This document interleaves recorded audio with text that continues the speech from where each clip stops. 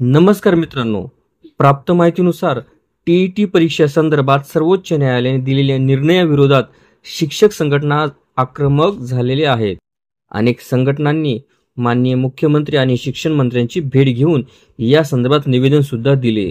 यावर सरकारने सर्वोच्च न्यायालयात पुनर्विचार याचिका दाखल करण्याचा निर्णय घेतला होता. मात्र यामध्ये आता नवीन विघ्न आल्याची माहिती आहे. त्यामुळे राज्यातील 1.5 लाख शिक्षकांना टीईटी द्यावी लागण्याची शक्यता वर्तवली जात आहे. नेमकी या प्रकरणामध्ये काय झाले त्यात आपण थोडक्यात बघणार आहोत. इयत्ता 1ली ते 8वीच्या वर्गावरील 52 वर्षापर्यंत वय असलेल्या शिक्षकांना सर्वोच्च न्यायालयाने टीईटी उत्तीर्ण होण्याचे बंधन घातले आहे. या 1 सप्टेंबरच्या निर्णयानुसार राज्यातील 1,62,000 शिक्षकांना 2 वर्षांमध्ये टीईटी उत्तीर्ण व्हावीच लागणार आहे.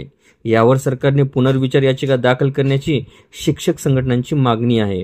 मात्र सर्वोच्च न्यायालयाच्या निकालावर राज्य सरकारला पुनर्विचार याचिका दाखल करताच येत नसल्याची बाब ही समोर आली आहे. सर्वोच्च न्यायालयाने दिलेली मुदत सप्टेंबर 2027 रोजी संपणार आहे. महाराष्ट्र राज्य परीक्षा परिषदेच्या माध्यमातून दरवर्षी एकदाच टीईटी परीक्षा होते, म्हणजेच टीईटी परीक्षा, जी आता यावेळी 23 नोव्हेंबर रोजी 2025 ते 26च्या वर्षातील टीईटी होत आहे.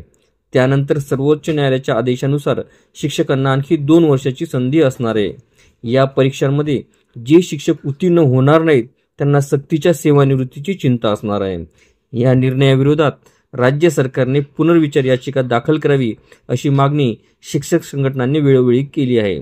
दरम्यान अनेक शिक्षकांनी सर्वोच्च न्यायालयाचा आदेश रद्द होणार नाही असे मानून टीईटी देण्याची तयारी दर्शवली आहे. दुसरीकडे तो निर्णय रद्द व्हावा म्हणून 24 नोव्हेंबरला दिल्लीतील जंतर मंतर मैदानावर आंदोलन करण्याचा निर्णय सुद्धा घेतलेला आहे. त्यावेळी राज्यातील शाळा बंद राहतील असे या संघटनांनी स्पष्ट केले आहे. शिक्षकांना नियुक्तीच्या वेळी टीईटी प्रमाणपत्रे नसली तरी सेवेतून काढता येणार नाही असा महत्त्वपूर्ण निकाल सर्वोच्च न्यायालयाने दिला आहे. आरटीई कायद्यानुसार वाढीव मुदतीमध्ये टीईटी उत्तीर्ण केलेल्या शिक्षकांना हा दिलासा मिळाला आहे. सर्वोच्च न्यायालयाचे सरन्यायाधीश BR गवई आणि न्यायमूर्ती के विनोदचंद्र यांच्या खंडपीठाने हा ऐतिहासिक निर्णय दिला आहे. वाढीव मुदत 31 मार्च 2019 पर्यंत होती.